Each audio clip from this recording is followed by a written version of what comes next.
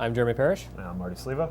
and using our magical connections, we have finished Final Fantasy XIII-2, the game that comes out this week. What Absolutely. are your thoughts on it, Marty? I feel the game excels in certain areas, but doesn't quite come together in the end, and the sum of its parts are a little underwhelming.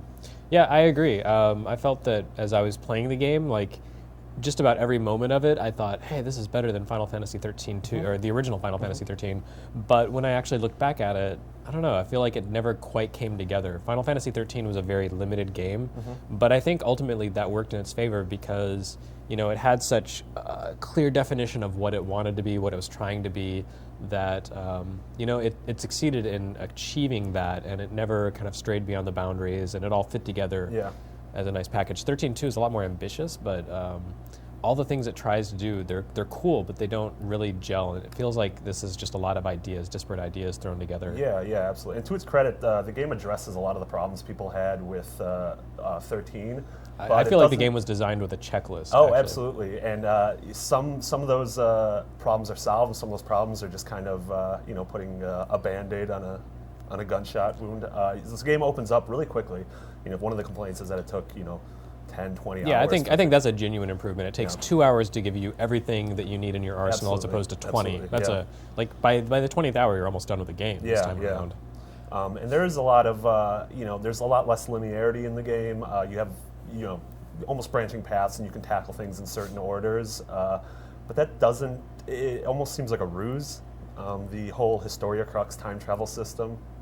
Yeah, I don't feel like the non-linearity of the story, like the different branches you can take, I don't feel like they really interact with one another as interestingly as they could. Like if you go one direction instead of the other, when you finally go back the alternate direction, it doesn't really reflect the fact that you went the other way first. It feels like there's no consistency for how time travel works. It feels like it just kind of happens, and when you need an artifact to open up a gate to travel through time, it's there. It's not like, Square Enix also has in its catalog Chrono Trigger, which is a classic RPG about time travel, and everything works so well there. It was so cohesive, and XIII-2 really lacks that. And that's a 15-year-old game. They could easily look back and say, here's how it should be done, and I don't feel like they did. Yeah, and it explores time travel, and it tries to take this grand idea, but it ends up coming off just as a series of levels. It almost feels like when you're choosing a place and a time period, you're just choosing like a Mega Man stage. Yeah.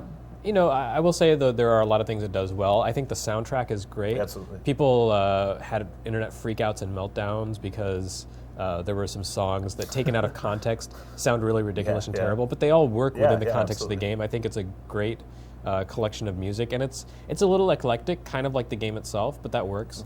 I think the combat system, which is really retained from 13 and then sort of expanded on, is an improvement in subtle ways. It's something that worked before, and it works even better now because you have a little more control over how you develop your characters outside of battle. And I guess going along with the combat system, the 6 playable characters from Final Fantasy 13 have all kind of taken a back seat and are either not in the game or just show up in small roles. And so now you have Sarah, who was ostensibly the MacGuffin of 13, Noel, a new character, and your third party member is filled by various monsters that you collect throughout the game. Right. Yeah, I feel like it's kind of misleading that Square has put so much effort into promoting the game with Lightning when she really just plays kind of like a minor bookend role in the game. Yeah. What did you think of the monster collection system?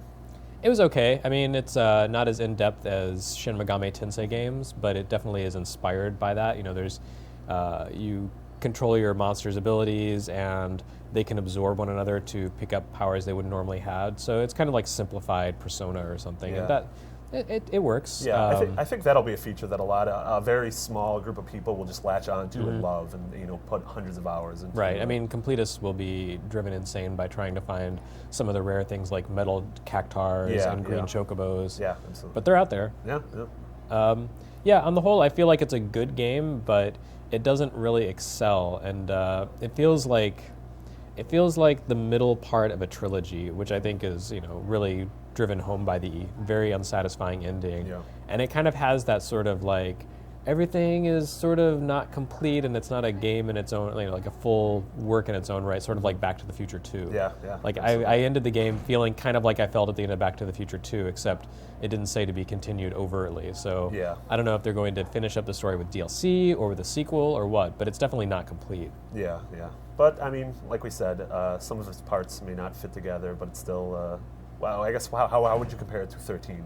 I don't think it works overall as well, but at the same time, I think people who had a lot of complaints about 13 will like 13-2 more, and they will probably enjoy playing it more than they did 13. So it's, it's kind of win-lose. Some people will really like it, some people really won't, and it's probably going to be a different group of people in each category than it was with 13. So, at least they're making the effort to respond to criticisms and fix things that don't work. Yeah, absolutely. Completely agree. And I'm excited to see what the fans think. Yeah, I'm curious to know what everyone has to say about the game. All right, for OneUp.com, he's Jeremy. He's Marty, and this has been our video review of Final Fantasy XIII-2.